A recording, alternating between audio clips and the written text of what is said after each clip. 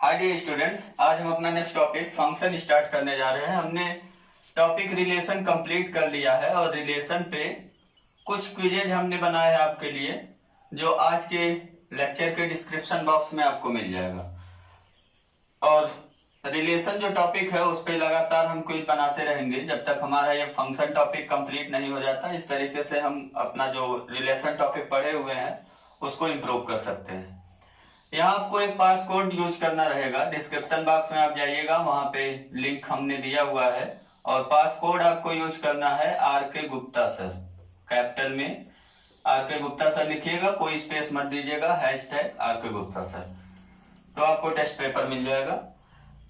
यहाँ पे देखिए, आज हम पढ़ने जा रहे हैं फंक्शन। ठीक है, फंक्शन पढ़ने के लिए हम लोग कभी भी जब भी फंक्शन पढ़े हैं 11th में या 12th में, चैप्टर का नाम अगर आप देखिए तो वहां पे क्या लिखा मिलता है हमें लिखा मिलता है रिलेशंस एंड फंक्शंस। तो पहले रिलेशन लिखा रहता है देन फंक्शंस। तो आपके माइंड में कुछ चीजें आता होगा, दैट मीन्स रिलेशन से इसका कुछ ना कुछ तो वास्ता है। अब क्या इसका वास्ता है, क्या रिलेशन है? ठीक है, तो ये फंक्शन क्या होता है? Function is a special type of relation होता है। क्या होता है? Function special type of relation. ठीक है, स्पेशल टाइप ऑफ रिलेशन, इससे क्या मतलब हुआ? स्पेशल टाइप से, स्पेशल टाइप का मतलब होता है अगर ये हमारा जितने भी रिलेशन एग्जिस्ट करते हैं यूनिवर्स में वो सभी कलेक्शन हमने किया हुआ है तो function special type of relation होगा। मींस रिलेशन पे ही कुछ कंडीशन हम लगाएंगे तो हमें क्या मिल जाएगा? फंक्शन। ठीक है, फंक्शन को आपसे डिनोट कर रहे हैं। तो यहां से हम डायग्राम से भी कह सकते हैं कि ऑल फंक्शंस आर क्या होते हैं? Relations, but all relations need not be function. अगर ये कलेक्शन ऑफ ऑल रिलेशन है, जितने भी रिलेशन एग्जिस्ट करते हैं यूनिवर्स में, तो फंक्शन क्या होगा? इस रिलेशन का सबसेट होगा। ठीक है, तो ये तो हो गया एक जनरल वे में कि फंक्शन कैसा दिखता है। फंक्शन है जो हमने रिलेशन पढ़ा हुआ है उसी का एक स्पेशल टाइप। अब और भी कुछ इसके डेफिनेशंस है, तो हम डेफिनेशन देखने जा रहे हैं फंक्शन का, कैसे डिफाइंड होता है। रिलेशन पे क्या कंडीशन लगाएंगे कि वो क्या हो जाए? फंक्शन। तो हम लगाने वाले हैं, आपको याद होगा 11th में हम लगाने वाले हैं दो कंडीशन। ठीक है, दो कंडीशन लगाएंगे तो ये रिलेशन हमारा क्या हो जाएगा? फंक्शन। तो इसको आप लिख सकते हैं a relation f from x to y। ठीक है, that is relation f from x to y का मीनिंग क्या हुआ? f किसका सबसेट हो गया? x क्रॉस y का सबसेट हो गया, है ना। इज कॉल्ड, इसको हम क्या बोलने जा रहे हैं? फंक्शन। कब बोलेंगे फंक्शन? पहला कंडीशन कि x का ईच एलिमेंट, x का कौन सा एलिमेंट? ईच एलिमेंट मीन्स कोई यहाँ एलिमेंट छूटना नहीं चाहिए, सभी के सभी f रिलेशन के द्वारा y के किसी ना किसी एलिमेंट से रिलेट होना चाहिए। क्या बोला हमने? क्या बोला? x के प्रत्येक एलिमेंट्स f रिलेशन द्वारा किसी ना किसी y के एलिमेंट से जुड़े होने चाहिए। और दूसरा कंडीशन ये हमने बताया था आपको 11th में कि ईच एलिमेंट ऑफ x जो होगा वो क्या होगा? Related to unique element of y। तो इसको लिखते हैं relation is called function if, क्या कंडीशन था? Each element of x, each element of किसका? x इज एसोसिएटेड टू, किससे एसोसिएट होगा? a dash element of y। यहां डैश में क्या भरते थे हम लोग? If each element of x is associated to a, यहां एक वर्ड हम लोग भरते थे और ये बहुत इंपॉर्टेंट वर्ड है, to a unique element of y। ठीक है, x का प्रत्येक एलिमेंट y के यूनिक एलिमेंट से रिलेट होना चाहिए, तब हम कहेंगे कि ये जो रिलेशन f हमारा वो क्या हो गया? फंक्शन। ठीक है, लेट, अब मान लेते हैं कि f from x to y कोई हमें फंक्शन दिया हुआ है, be a function such that, अब इसको हम डायग्राम के थ्रू समझेंगे कैसे क्या है। अभी डेफिनेशंस को थोड़ा और क्लियर करेंगे अपना। Such that y equal to f x, x कहाँ का एलिमेंट है? x का, एंड y कहाँ का एलिमेंट है? स्मॉल y एलिमेंट है कैपिटल y का। अब यहाँ पे देखिए कुछ चीजें हमने बताया था, x और y को क्या बोलते हैं हम लोग? तो y को बोलते हैं, क्या बोलते हैं y को? याद करिए, y is F image of, किसका एफ इमेज ऑफ एक्स का, ठीक है। या इसी को बोलते हैं, दूसरे वर्ड में आप बोल सकते हैं कि वाई क्या हमारा image of x under F. और भी कुछ चीजें बोलते थे, 11th में बताया गया था आपको, क्या बोलते थे हम लोग, value of function f at a, ठीक है। ये सब वर्ड हम लोग बोलते हैं वाई के लिए। जो ज्यादा यूज करते हैं हम लोग वो यही यूज करते हैं कि वाई क्या हमारा image of x under F, ठीक है।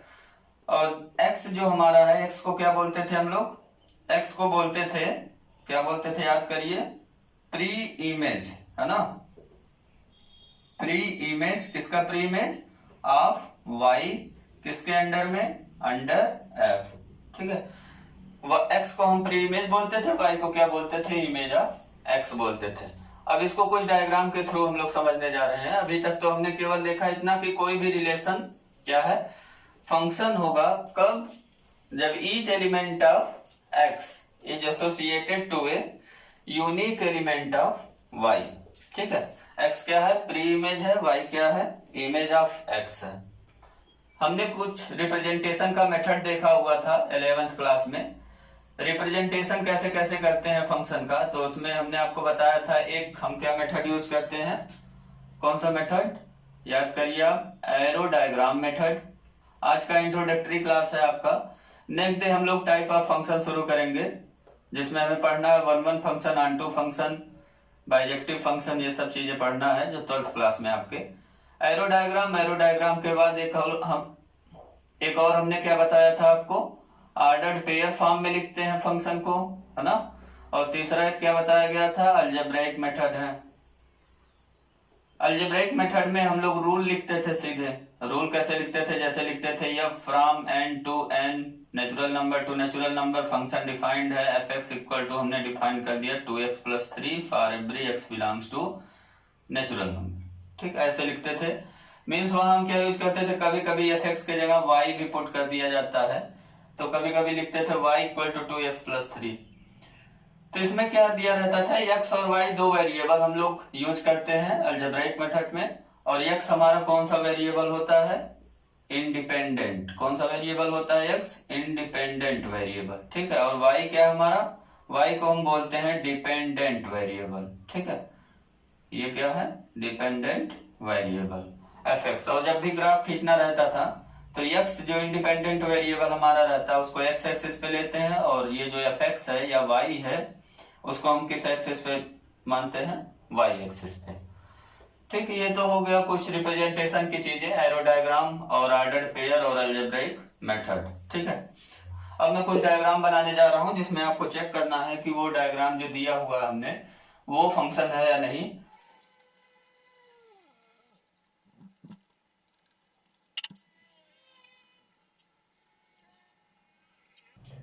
ये हमने डायग्राम बनाया हुआ है, इसमें आपको चेक करना है कि ये जो रिलेशंस डिफाइन करके दिए हुए हैं f1, f2, f3 and f4, ये बताइए फंक्शन है या नहीं है, ठीक है। ये चेक करना है। तो पहला चीज आपको क्या देखना पड़ेगा, दो चीजें हमने बताया। पहला पॉइंट हमें देखना पड़ेगा, पहला पॉइंट है ईच एलिमेंट ऑफ x। हमने बताया था कि x के सभी एलिमेंट जो होने चाहिए वो y के किसी ना किसी एलिमेंट से रिलेट होने चाहिए, यही ना पहला कंडीशन। तो each element of x has its image in y।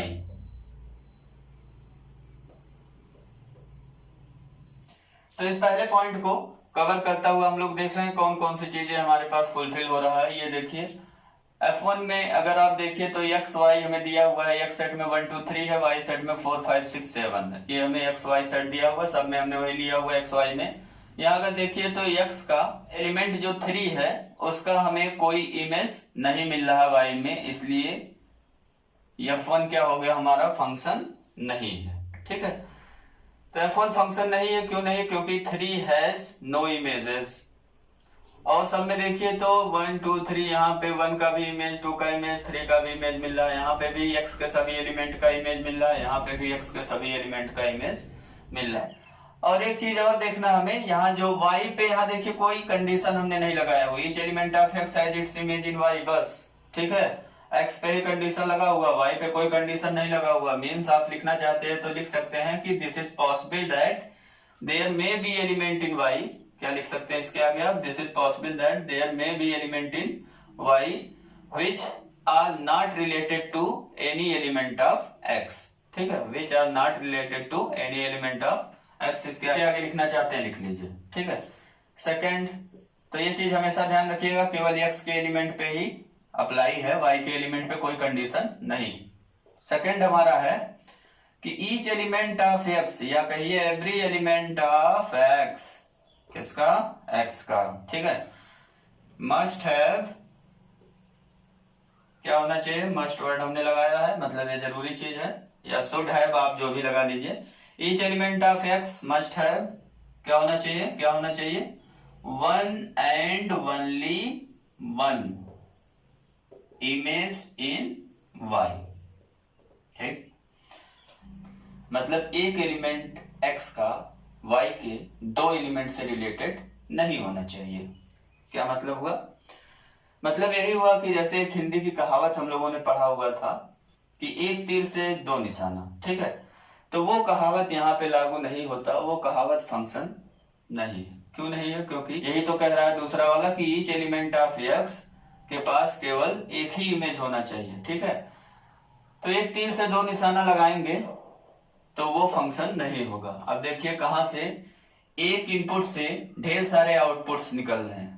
तो एक तो हमारा देख रहे हैं F2 में एक इनपुट हमने 1 दिया, तो यहां से देखिए दो दो आउटपुट हमें मिल रहे हैं, मतलब एक, या आप कहिए एक से ज्यादा आउटपुट मिल रहा है। यहाँ 3 एलिमेंट से भी ये रिलेट हो सकता है। तो एक इनपुट से जब ढेर सारे आउटपुट्स मिलने लगे हमें, तो वो रिलेशन फंक्शन नहीं होगा दूसरे वाले कंडीशन से। यहाँ क्या लिखेंगे? F2 इज नॉट, क्या है? फंक्शन। क्यों लिखेंगे? रीजन दीजिए। बिकॉज ये दूसरा कंडीशन सेटिस्फाई नहीं है, पहला तो सेटिस्फाई है, पहला नहीं लिखेंगे। उसमें लिखेंगे because one has two images, है ना।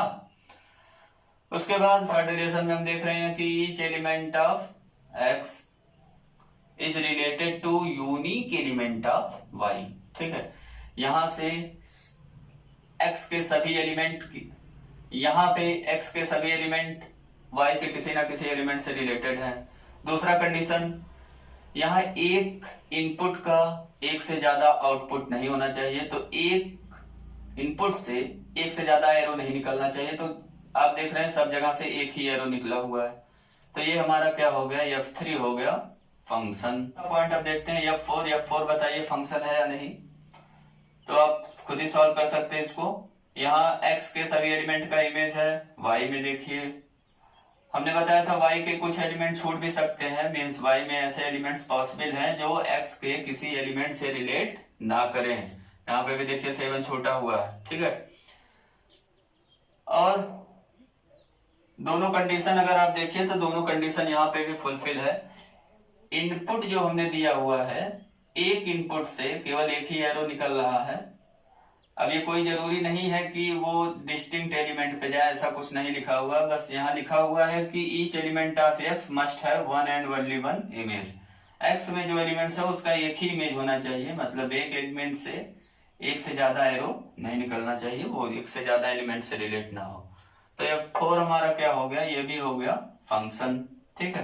क्यों हो गया? Because definition of function fulfil है।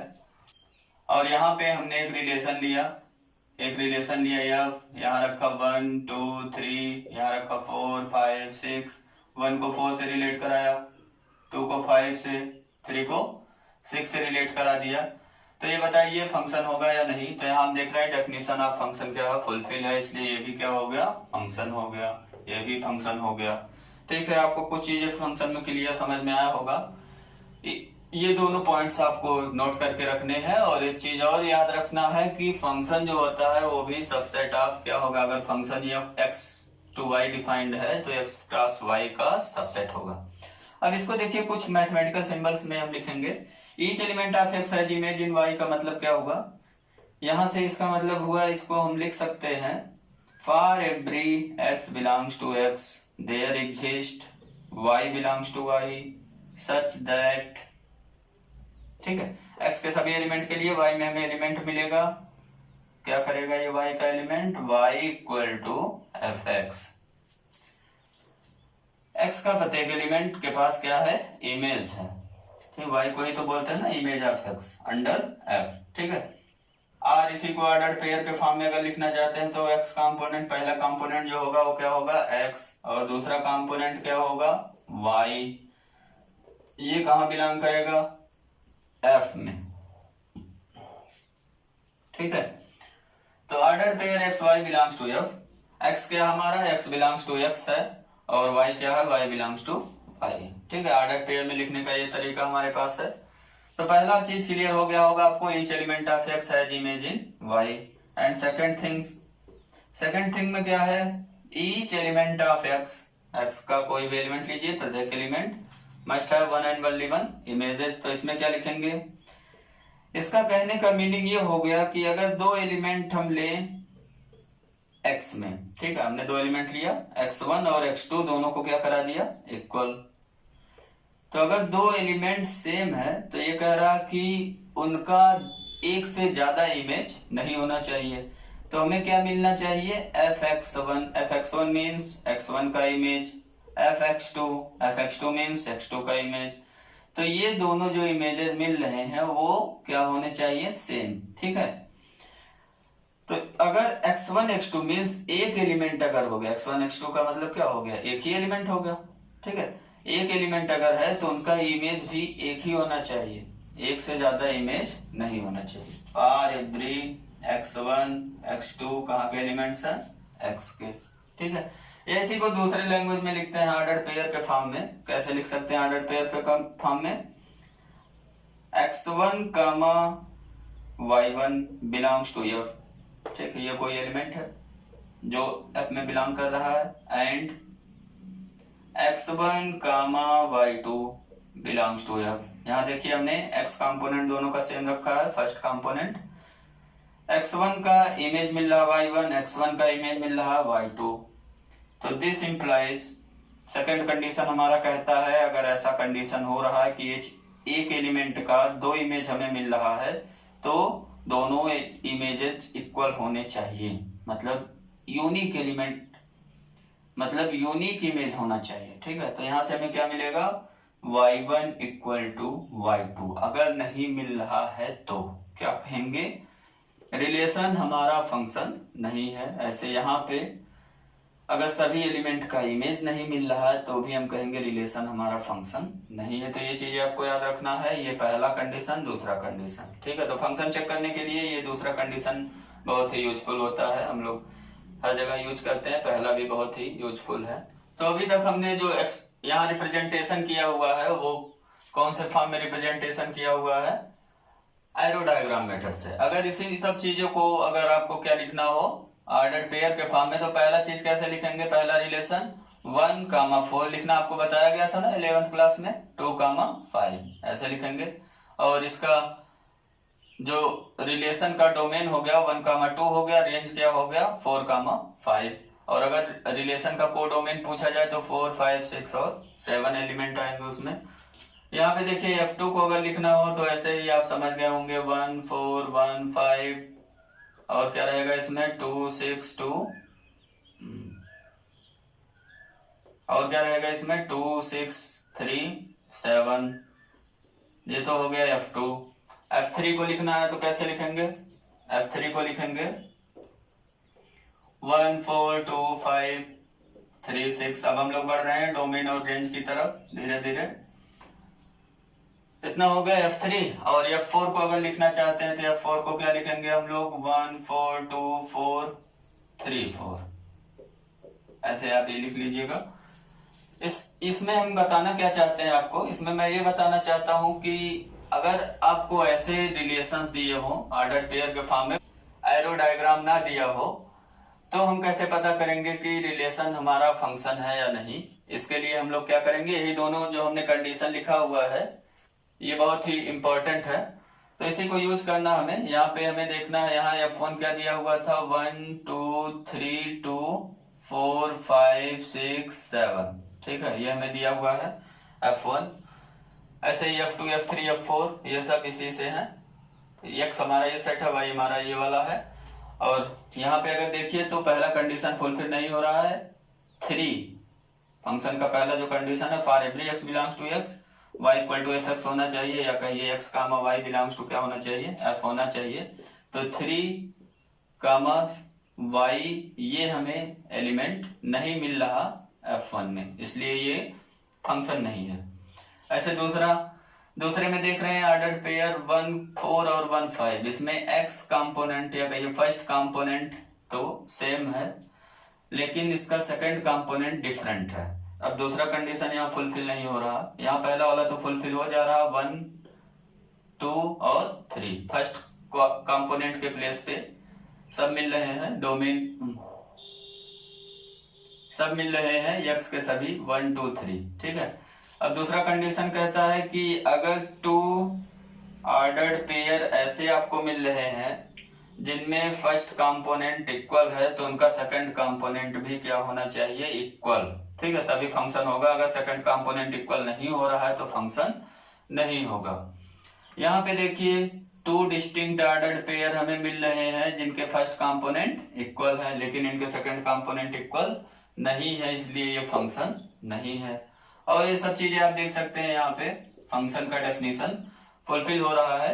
1 2 3 फर्स्ट कंपोनेंट पे है, और सेकंड कंपोनेंट में हमारा क्या आ रहा है, 4 5 6। सेकंड कंपोनेंट में कुछ भी हो, केवल हमें ये देखना है फर्स्ट कंपोनेंट में एलिमेंट सेम नहीं होना चाहिए, ठीक है। तो यहाँ एलिमेंट डिस्टिंक्ट है और x के सभी एलिमेंट हो गए हैं कंप्लीट, इसलिए ये क्या हो गया, फंक्शन, ठीक है। यहाँ पे भी देखिए फर्स्ट कंपोनेंट में 1 2 3 x के सभी एलिमेंट हो गए, और y के प्लेस पे कुछ भी हो, केवल वो y का एलिमेंट कहाँ का होना चाहिए, 4 5 6 7 का ही होना चाहिए, उससे बाहर का नहीं होना चाहिए, क्योंकि हम जानते हैं जो भी रिलेशन हम लिखते हैं वो क्या होता है, x क्रॉस y का सबसेट होता है, ठीक है। तो ये हो गया हमारा ऑर्डर्ड पेयर के फॉर्म में। तो दूसरे इसको लिखना चाहते हैं अगर, तो यहाँ पे आप लिख सकते हैं कि no 2 ordered pair have same first component, ठीक है। कोई भी 2 ऑर्डर्ड पेयर के पास सेम फर्स्ट कंपोनेंट नहीं होना चाहिए, ठीक है। ये हो गया हमारा फंक्शन का डेफिनेशन। फंक्शन के डेफिनेशन में हमने सीखा कि each element of x has its image होना चाहिए y में, और each element of x should have related to one and only one element of y।